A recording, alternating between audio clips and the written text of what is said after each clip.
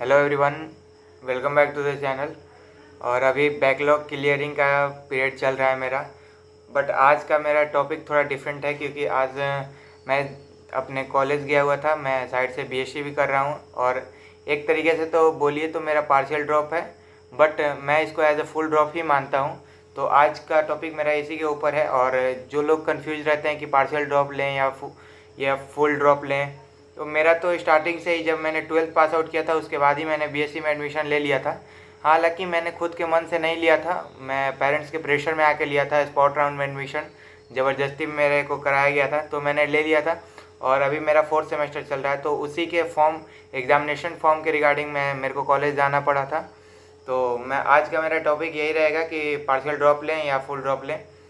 तो सबसे पहले मेरा ऑनेस्ट ओपिनियन ये है भाई कि अगर आपके अंदर पोटेंशियल है और आपको लगता है कि आप पार्शियल ड्रॉप लेकर भी अगर क्रैक कर सकते हैं नीट, तो बिल्कुल कर सकते हैं। क्योंकि मैं 2 साल से पार्शियल ड्रॉप के साथ ही तैयारी कर रहा हूँ, मतलब बट हुआ ये कि मैं पढ़ नहीं रहा था, वो अलग केस हो गया।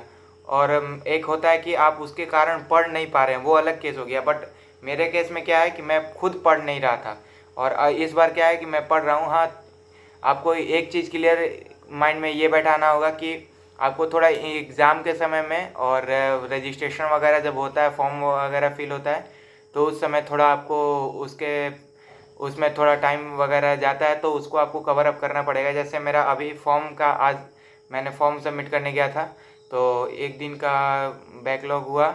और जैसे कि अभी एग्ज़ाम जब होगा तो अराउंड 5 to 6 डे का एग्ज़ाम होता है, फिर उसका प्रैक्टिकल होता है। तो उसमें कुछ टाइम में का उसका बैकलॉग हो जाएगा तो उसको कंप्लीट करना पड़ेगा।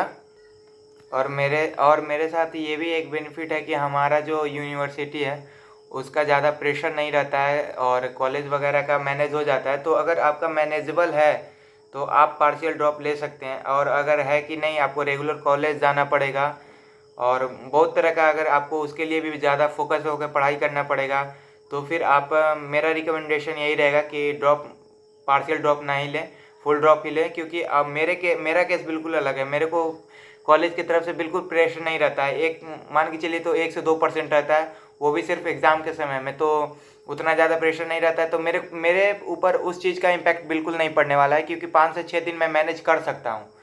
तो वो अगर वैसा केस आप लोग के साथ है, अभी बिहार में हूँ तो मेरे साथ ऐसा केस है कि मैं इजली दोनों चीज़ को मैनेज कर सकता हूँ, तो मैं कर रहा हूँ। अगर आप लोग का ऐसा केस नहीं है तो मैं रिकमेंड नहीं करूँगा, बट अगर ऐसा है तो फिर आप कर सकते हैं क्योंकि उससे ज़्यादा इम्पैक्ट नहीं पड़ेगा। अगर आपको मान लीजिए कि 2-4 मंथ पे 5-6 दिन का थोड़ा सा डिस्टर्बेंस भी होता है तो वो आप मैनेज कर सकते हैं।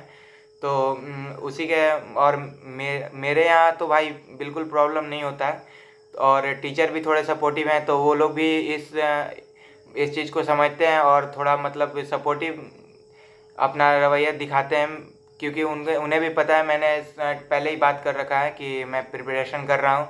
तो इस लिहाज से भी थोड़ा मेरे को कॉलेज से वो क्या बोलते हैं आराम मिला हुआ है, तो मेरे को प्रॉब्लम नहीं होता है उतना।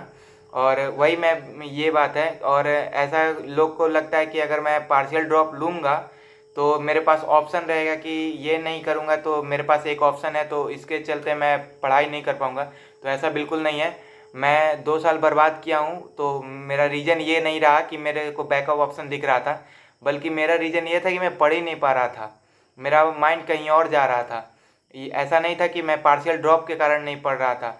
और इस बार मेरे को बिल्कुल उस चीज़ से कोई प्रॉब्लम नहीं हो रहा है। तो इस वजह से मैं अपना पर्सनल एक्सपीरियंस शेयर कर रहा हूँ कि अगर आपके अंदर आपको एक बात समझ में आ गया कि 1 साल मेरा पूरा जीवन बदल सकता है और यही 1 साल अगर मेहनत नहीं किए तो ये लूप में फंसता जाऊंगा, तो आप कुछ भी कर सकते हैं और आप किसी भी चैलेंज को ओवरकम कर सकते हैं। तो अब जाके मेरे को ये बात फाइनली समझ में आया है।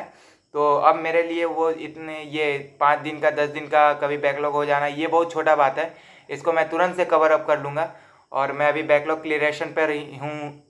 तो अभी आज मैं सुबह सुबह गया था जब कॉलेज, तो एक लेक्चर देख के गया था और कॉलेज से आया तो भी एक लेक्चर कंप्लीट कर लिया हूँ। और अभी अराउंड 9 PM हो रहे हैं, तो अभी मैं 2 लेक्चर आज भी कंप्लीट करूँगा, उसके बाद ही सोने जाऊँगा। और मेरे को वेक्टर का लेक्चर थोड़ा सा पीछे से करना पड़ रहा है क्योंकि कनेक्ट नहीं कर पा रहा हूँ चीज़ों को। कुछ कुछ जो क्वेश्चन मेरा 3-4 छूट गया था, 2 गलत और 2 मेरा मैंने लीव कर दिया था क्वेश्चन को, तो वेक्टर का था वो, तो इसके कारण मैं थोड़ा सा कनेक्ट नहीं कर पा रहा था, तो इस वजह से मैं थोड़ा पीछे से कनेक्ट करके वीडियो देख रहा हूँ। और तो अभी आई थिंक मेरे को 4-5 दिन तो लग जाएगा कंप्लीट करते करते। और मैं सोच रहा हूँ ये कि नेक्स्ट संडे को जो मेरा फर्स्ट वाला टेस्ट हुआ था ना, उसको मैं दोबारा से दूंगा। और अभी मेरा तो कोई एक वीक पोर्शन मेरा लग रहा है कि ये जो कंसंट्रेशन टर्म है तो उस पर मैं थोड़ा उसका क्वेश्चन प्रैक्टिस वगैरह करूँगा, बट अभी मैं बैकलॉग पहले क्लियर कर लूँ।